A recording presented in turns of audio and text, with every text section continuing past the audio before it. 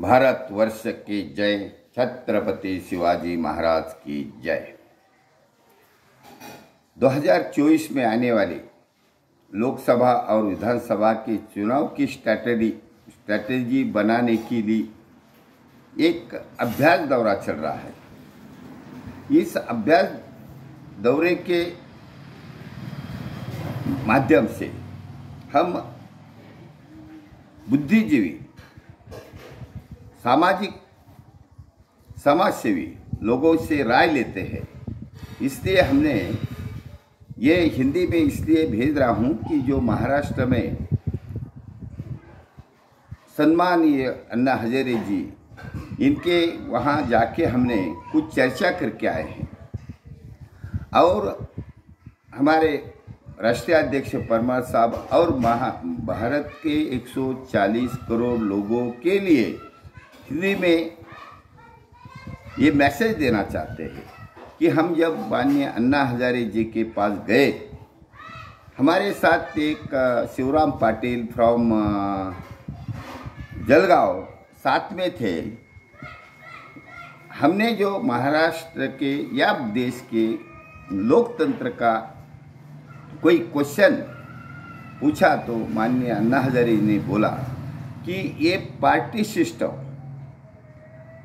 System से election ये कानूनी की तरफ से या घटना में कुछ कहीं लिखा नहीं है। इंडिविजुअल कैन कॉन्टेस्ट इलेक्शन, अकेला आदमी इलेक्शन में खड़ा हो सकता है, ऐसा घटना में लिखा है। 25 साल की उम्र के ऊपर वाला नागरिक इलेक्शन में खड़ा हो सकता है। तो ये जो अन्ना हजारे जी ने बताया कि 1952 से जो भी ये पार्टी सिस्टम से राजनीति चल रही है, ये गलत है। इसके वजह से क्या हो रहा है कि ये पार्टी का दबदबा, पार्टी का दबाव, पार्टी का हुकुमशाही प्रवृत्ति ये सामने आ गया। इसलिए जन लोकतंत्र लाने की जरूरत है। लोगों का सरकार आना चाहिए, पार्टी का नहीं। पार्टी का सरकार आने से लोकशाही का एक विपर्यास तैयार हो रहा है। इसलिए अन्ना जी के हिसाब से और शिवराम पाटिल के हिसाब से हमें ये अभी जो चल रही है पार्टी के तरफ से राजनीति, इसको हटाना पड़ेगा। तो हमने पूछा अन्ना जी इसके लिए क्या करना पड़ेगा। उन्होंने सबसे अच्छा सलाह दी कि इसके लिए तुमको संगठन मजबूत करना पड़ेगा, हर आदमी को जागरूक करना पड़ेगा, हर मतदार को जन लोकतंत्र की व्याख्या समझाना पड़ेगा।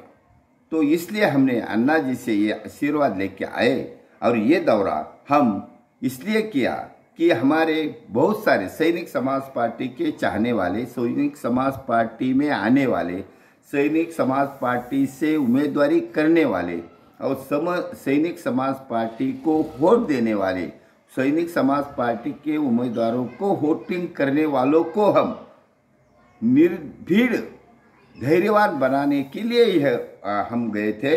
और इसलिए भारत के देश भर के लोग अन्ना हजारे को जानते हैं, अन्ना हजारे का चारित्र्य जानते हैं। इसलिए सैनिक समाज पार्टी उनके अभी विचारधारा से आगे सैनिक समाज पार्टी चलेगी और उनके विचारधारा से ही सैनिक समाज पार्टी सत्ता काबिज कर सकती है। क्योंकि सैनिक समाज पार्टी का वोटर रेडी हो गया, वोटर धैर्यवाद हो गया, वोटर इकट्ठा हो गया। वोटरों को कोई लालच की जरूरत नहीं है, कोई दबाव को तो वो वोटर मानता नहीं है, क्योंकि वो सैनिक समाज पार्टी के प्रोटेक्शन में आ गया। सैनिक समाज पार्टी का उम्मीदवार हो गया, सिटीजन सोल्जर हो गया। अभी सैनिक शब्द का शिवराम पाटिल ने बहुत अच्छा एक्सप्लेन किया कि एवरीबडी इज सैनिक। सैनिक का जो अर्थ है वो विस्तृत करके दिया कि एवरीबडी इज सिटीजन सोल्जर।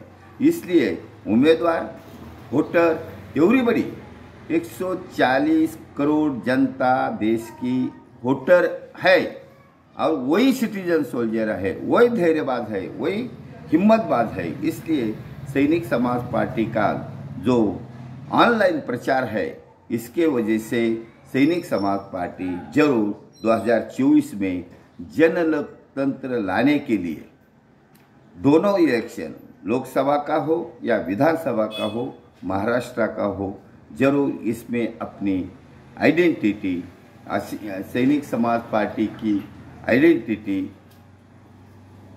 आम समाज के माध्यम से जुड़ना चाहती है। जोड़ने के लिए व्यासपीठ रेडी हो गया। इसलिए अन्ना हजारे को धन्यवाद, शिवराम पाटिल को ही धन्यवाद, और उनको विचार को आगे लेके सैनिक समाज पार्टी अपना प्रचार का दौरा शुरू रखेगी और जरूर 2024 में लोकसभा का महाराष्ट्र में से 48 और विधानसभा का महाराष्ट्र का 288 288 इतना लोग संघ में अपनी उम्मीदवारी करने वाले हैं। ये हम अपने राष्ट्रीय अध्यक्ष परमार साहब को खबर देना चाहते हैं, सूचित करना चाहते हैं, इन्फॉर्मेशन देना चाहते हैं। और यही महाराष्ट्र की बॉडी से, जो सैनिक समाज पार्टी बॉडी का जो स्ट्रैटेजी अन्ना हजारे से लिया, ऐसा ही हर राज्य से आना चाहिए। हर राज्य वाले करने वाले हैं। इसलिए हमने ये हिंदी में वीडियो 140 करोड़ जनता के लिए भेज रहा हूँ। धन्यवाद। भारतवर्ष की जय। छत्रपति शिवाजी महाराज की जय। सैनिक समाज पार्टी का विजय हो।